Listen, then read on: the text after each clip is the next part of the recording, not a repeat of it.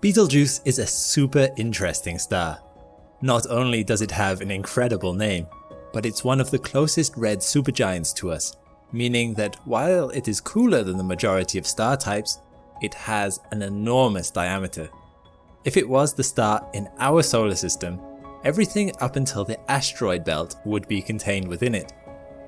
It's about 700 light years away from us, a lot further away than most other visible stars, but because it is so large, it's the 10th brightest star to the naked eye in the sky, and brightest in the infrared. It's easily visible as the left shoulder of Orion. If you do look for it in the night sky, it is also visibly redder than any of the surrounding stars, and it does a lot of twinkling. There's something else very special about Betelgeuse. It is likely to explode in a supernova at any moment. Although I say that in astronomical timescales. That means it could still take 100,000 years. How do we know that? Well, you see, large mass main sequence stars, or stars in the adulthood phase of their existence, are powered by the nuclear fusion that goes on within their core, converting hydrogen to helium. This fusion creates an internal pressure, which combats the effect of gravity wanting to compress the star into a smaller volume. However, eventually, the hydrogen fuel in the core will run out, having been converted to helium, meaning the fusion process stops and the star's core can't overcome the effects of gravity anymore. The core compresses, but if the star is massive enough, the compression will trigger fusion again, this time with the helium in the core into heavier elements like carbon, with this process repeating for oxygen and neon. With every new fusion cycle, the star's internal pressure expands the diameter of the star until it begins the red supergiant phase of its life, when the core is being converted predominantly into iron. Red supergiants can't fuse anything beyond iron, so once the fusion stops, the star collapses completely into a supernova. And that's where we are at with Betelgeuse now. We are awaiting this final collapse. Whenever it does explode, it will eject its atmosphere far into space, which will be visible in our sky for a good 2 to 3 months before it dims again. It is far enough away that no harm will befall us on Earth, but it will make quite the spectacle, perhaps being as bright as a full moon, so even visible during the day. Now, something else very interesting has been going on with Betelgeuse. It's been in the news a lot, like in 2009 when it contracted in size by 15%. You may have also heard this year that Betelgeuse has been dimming, and scientists didn't really know why. Speculations were running rampant that this could be a precursor to this promised supernova, although perhaps sadly this is likely not the case. New data from the Hubble Space Telescope has shown that the star itself may not really be dimming, but rather that some dust which was ejected by the star may have cooled and obscured the view. In September 2019, Hubble saw heated material moving away from the star's atmosphere. Over the course of the next few months, this material was observed near the star. By December, the star began dimming in its southern hemisphere. It is theorized that heated carbon was in the outflow, and as it moved around the star, it expanded, which cooled it down. When we lost sight of it, it didn't move away from the star, but rather crossed over our view of Betelgeuse. At its peak, Betelgeuse was 2/3 dimmer than normal. However, since April 2020, Betelgeuse has actually returned to its normal brightness, so this cloud has either moved out of the way or totally dispersed. So maybe this wasn't the exciting conclusion to this story you were looking for. Probably no supernovas for a while yet. But maybe that's a good thing, because after the event, Betelgeuse will no longer be visible. So next time you have a clear night, find Orion in the sky and have a new appreciation for the red twinkly star of Betelgeuse. Hi, I'm Alex McColgan and you're watching Astrum. Hubble has released a zip file on their website containing the top 100 pictures Hubble has ever taken. What I will do over the course of 10 episodes is go through these pictures one by one and explain what it is you're looking at. And believe me, some of these pictures require an explanation. Episode 2. And do we have some treats coming up for you today? Number 11, the Spire. The object is actually a tower of cold gas and dust, part of the Eagle Nebula stellar nursery. The Spire is a massive 9.5 light years high. The Spire is actually being eroded by thousands of hot young stars found in a cluster just off this image. This haze around the structure is hydrogen gas being boiled off by ultraviolet light, whereas the black regions are denser, more resistant gas. This process may well be producing more stars too, as seen here where the bright heated gas pushes against the dark colder gas. This pressure may well cause stars to form. Stars are also formed within the tower, where dense gas collapses under gravity. These bumps may appear small, but they are actually the size of our entire solar system. The stars will continue to grow as long as there is gas around to feed it. The background of the image is more distant illuminated gas. Blue is ultraviolet light interacting with oxygen, and red is hydrogen. 12. NGC 346. We're now traveling 210,000 light years away to a satellite galaxy of ours, the Small Magellanic Cloud. NGC 346 is one of the most dynamic and intricately detailed star-forming regions in known space. In the center of this region is an intense and brilliant cluster of stars, surrounded by a jagged arch of dark, cool gas. As in the last image, the UV light from these stars is blasting against this gas structure. You can see the wind trail left behind these denser globules. This star cluster also houses the brightest star in the Small Magellanic Cloud. Number 13, the Crab Nebula. This nebula is the remnant of a star going supernova. Interestingly, it is documented that ancient Japanese and Chinese astronomers saw this explosion in 1054. What you're looking at here is the remains of that star, being mostly hydrogen gas. Barely visible at the center of this picture is a neutron star, the ultra-dense core of the exploded star. It is only 30 kilometers across and rotates an amazing 30 times per second. As it rotates, it shoots off two streams of high-powered X-ray beams into space. This is why, when observing the star, it looks like it's pulsating. This star is the cause of the bluish glow of the nebula. Number 14, the Orion Nebula. I must say, this is one of my favorite pictures Hubble has ever released. The colors are gorgeous. It looks like it should be in an art gallery, plus there's so much going on. The Orion Nebula houses about 3,000 stars, some of which weren't discovered until this picture was taken. In the center of the bright patch are the four biggest stars in the nebula, arranged into a trapezoid, and they're aptly named the trapezium. Around these stars are extremely young stars that likely still have their protoplanetary disks, as you can see here. These disks of condensing gas could well form into planets in the distant future. At the top left here, we have one star illuminating the surrounding dust, a region called M43. We have more dense gas resisting erosion by UV light, and gas reacting to it. You can visibly see the bow shock from some stars as they resist the stellar wind of the biggest stars. On the left is a cavity wall of the nebula, and interestingly, the dim red stars you see here, these tiny pixels really, are brown dwarfs, sometimes referred to as failed stars. Brown dwarfs are stars that cannot sustain nuclear fusion in their cores like our Sun does. As a result, they're comparably cool, less massive, and not as bright.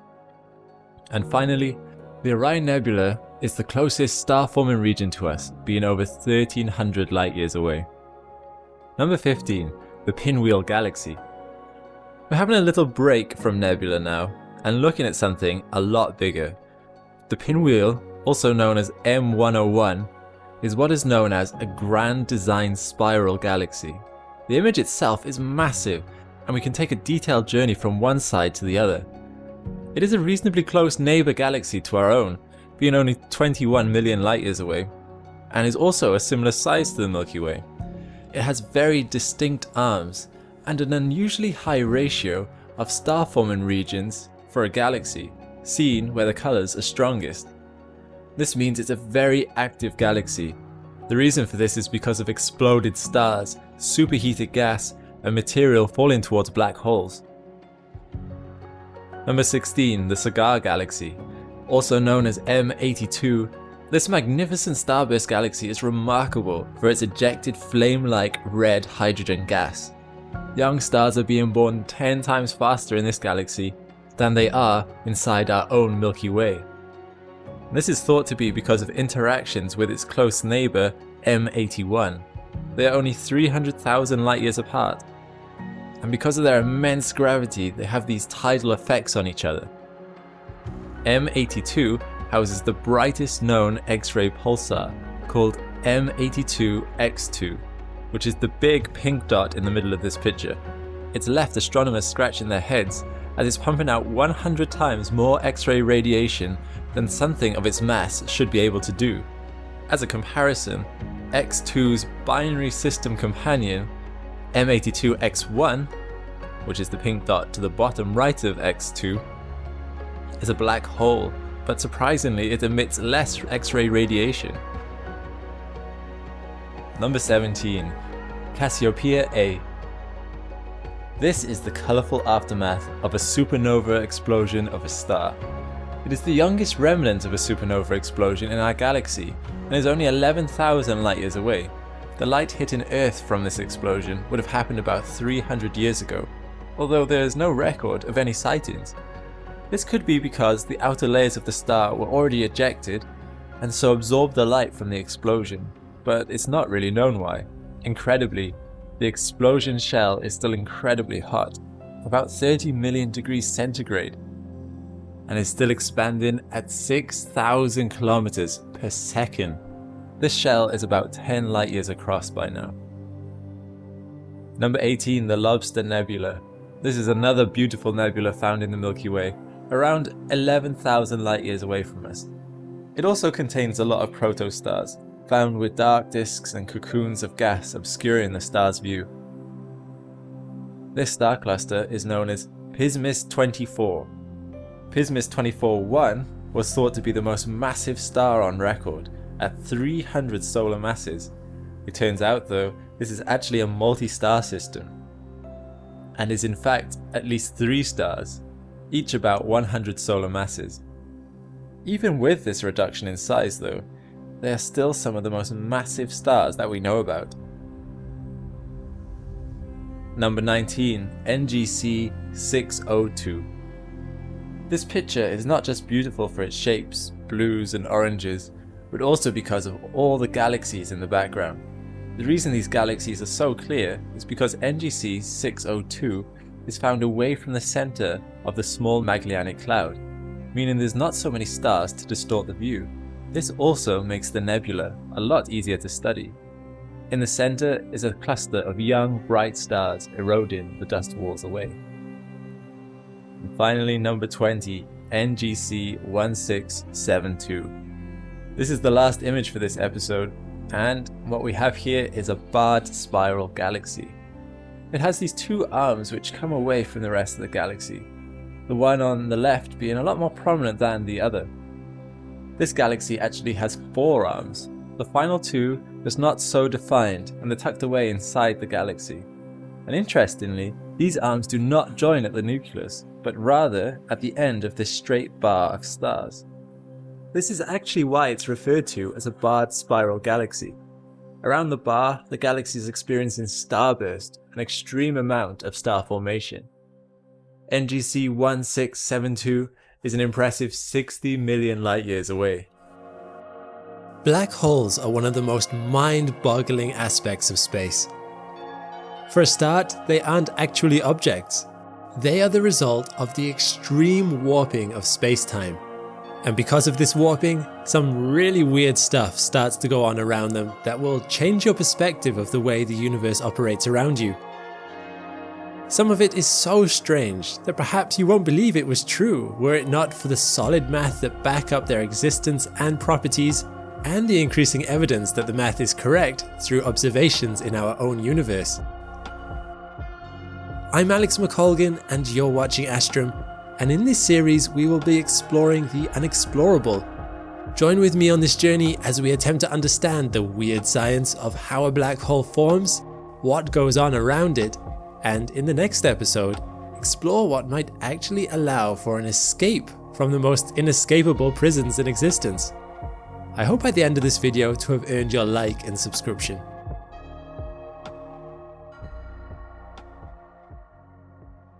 Black holes come in a variety of sizes.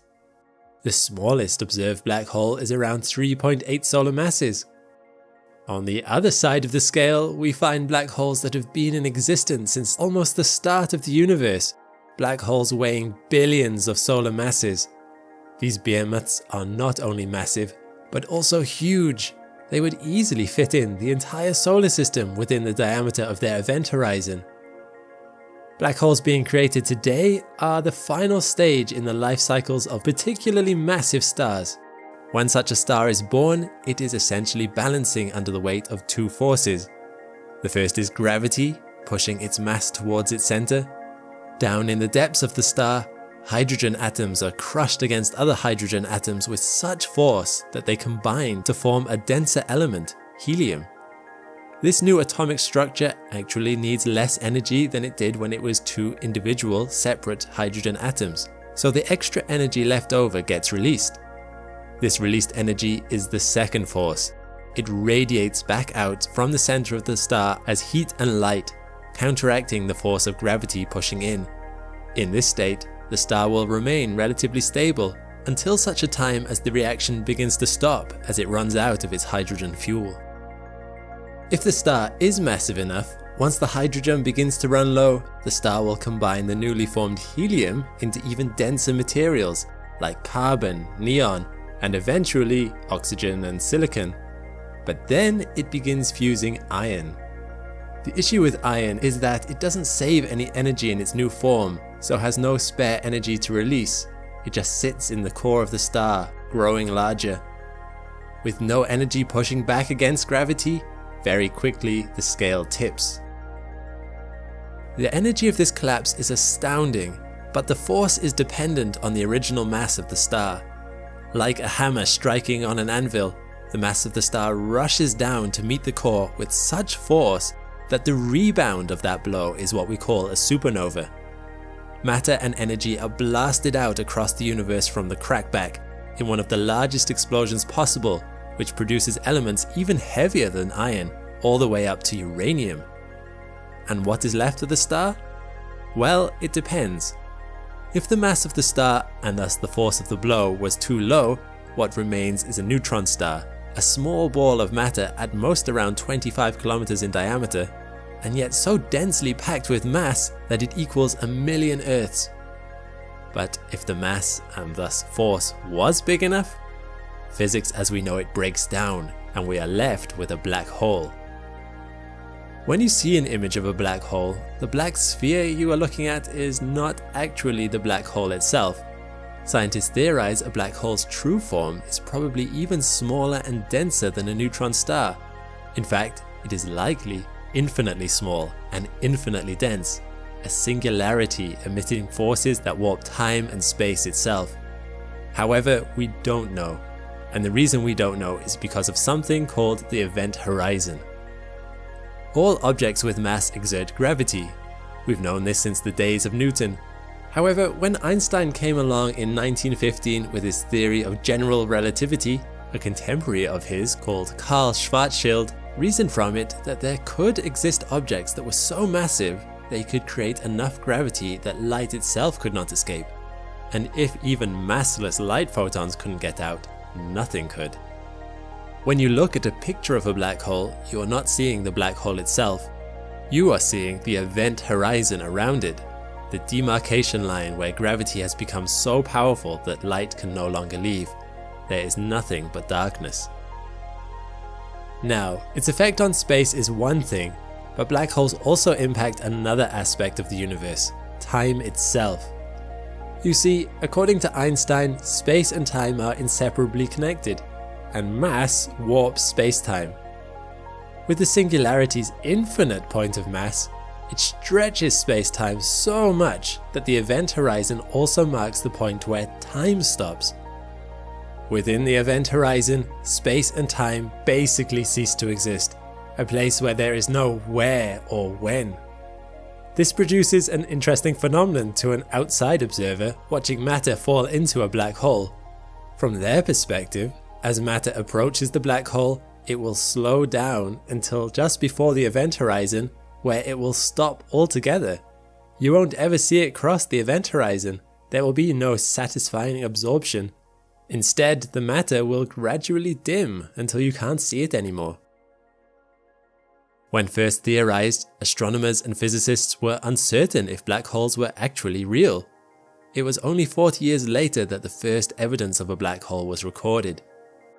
In 1964, using newly developed X-ray satellites, scientists noticed an object in the constellation Cygnus that seemed to be emitting a large amount of X-rays. Strangely enough though, scientists could not see the object itself. It surprised them because if it was a star, it ought to emit visible light as well as X-ray radiation. Scientists called this object Cygnus X1. In 1970, as telescopes advanced, they noticed that whatever Cygnus X1 was, it had formed a binary orbit with a star in its system, and this helped scientists calculate its mass. They discovered that this invisible object was 15 times more massive than the Sun. As the densest neutron star had an upper limit of 3 times the mass of the Sun, scientists realized that this was most likely the first ever discovered black hole.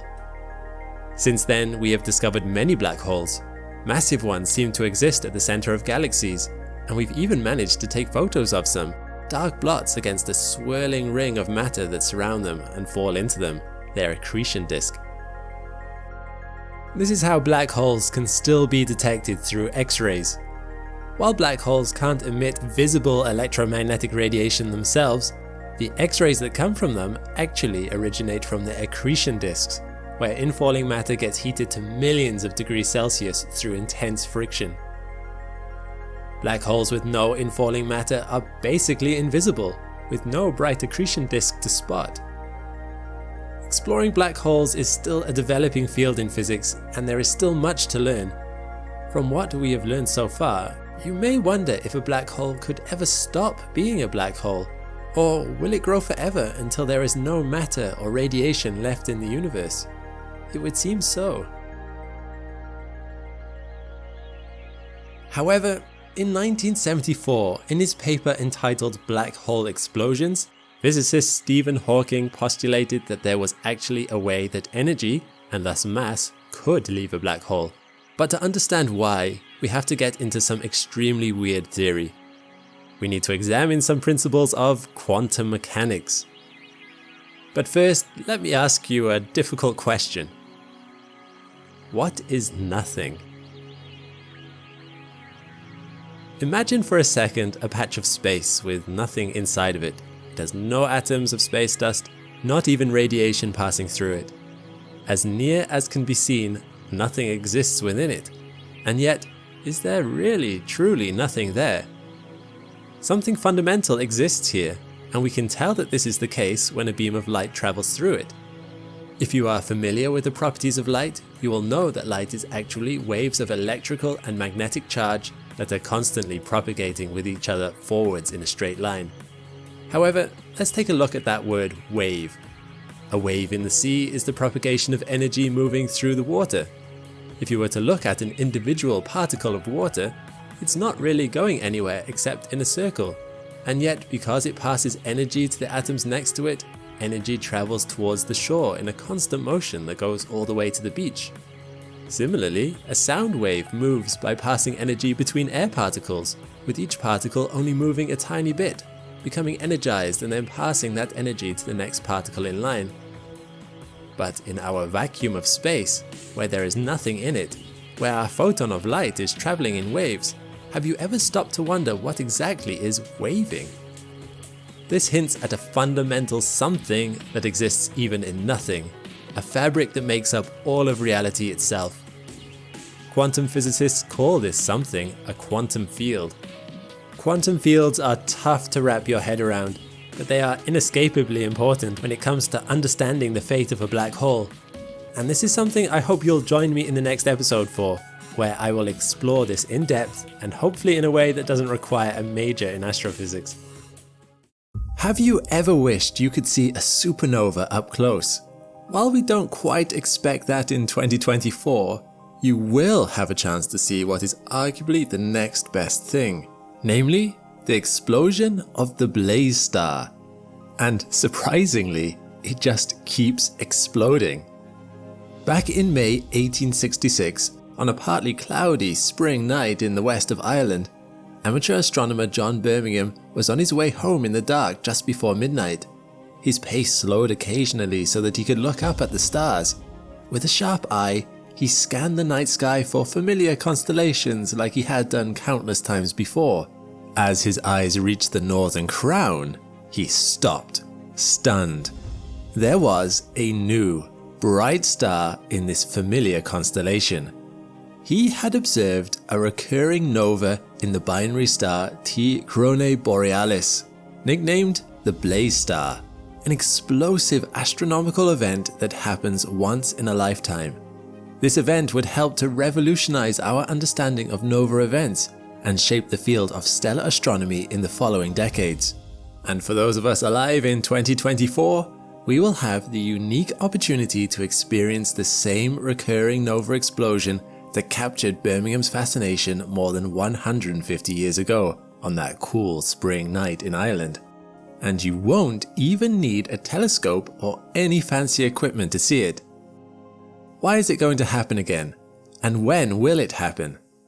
I'm Alex McColgan and you're watching Astrum. Join me as we prepare to observe this extraordinary stellar event. The nickname Blaze star may be a bit misleading, as it's actually a binary system of two stars locked in orbit with each other. And it's the relationship between these two stars that causes the nova explosion to occur every 80 years or so. In fact, it's estimated that about 50% of the stars we see are not solitary, but multiple star systems. Both of the stars in the binary Blaze star system started out as average-sized stars, similar to our Sun, but each one is at a very different stage in their life cycle. Small and mid-sized stars generally follow the same evolutionary path as our own Sun. At 4.6 billion years old, our Sun is considered a middle-aged, average-sized star. In 5 billion years, it will run out of hydrogen fuel and begin to fuse heavier elements, expanding into a red giant that may become so large that it engulfs Mercury, Venus, and possibly even Earth. As the red giant uses up its remaining fuel sometime between 5 to 10 billion years from now, it will eventually cast off its outer shell, creating a nebula of gases surrounding a white dwarf, the extremely dense and small core remnants of the once giant star. White dwarfs are often called dead stars, as they have no more fuel and will spend the next 10 trillion years cooling off until they no longer emit heat or light. Both of the binary stars in the Blaze star system are average-sized stars on the same trajectory, but they are further along in their stellar evolution than our Sun. In fact, this is the very reason for the recurring nova we will be able to witness in 2024. It all comes down to the relationship between these two stars, one a red giant and the other a white dwarf. As the red giant heats up and its outer shell expands, it is continually stripped of hydrogen by the immense gravitational pull of its neighboring white dwarf. Over time, the white dwarf collects this material on its surface, kind of like a cosmic vacuum cleaner, causing a buildup of pressure and heat. Eventually, this buildup becomes too much and causes a thermonuclear explosion that blasts away all of that built-up material. Picture the white dwarf like a party popper. You keep pulling the string tighter and tighter, adding tension. Finally, you pull too hard and it pops, sending confetti flying everywhere. This is kind of like the pressure and heat that builds up on the Blaze star's white dwarf until it finally reaches its limit.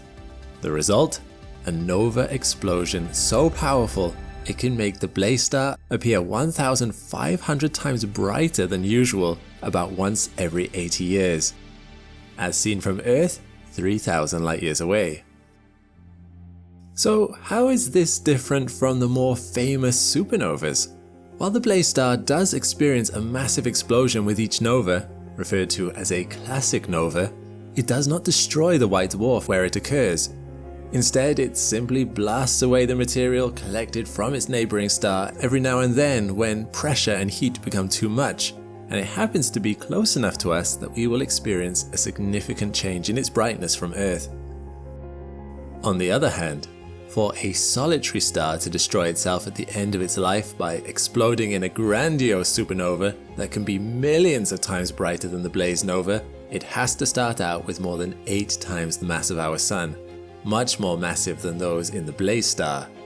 The closest star on a path toward a supernova explosion in the near future is the red supergiant Betelgeuse, a star that often appears as one of the 10 brightest in our night sky, despite being 640 light years away.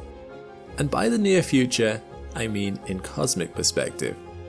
So don't worry, scientists don't expect this star to go supernova for tens of thousands of years. In cosmic terms, that's just around the corner. In human terms, not so much. But just for a moment, imagine the awe-inspiring view that anyone on Earth would witness as Betelgeuse explodes in a supernova. After the initial explosion, the star would become as bright as a full moon and remain visible during the day. What a sight that would be.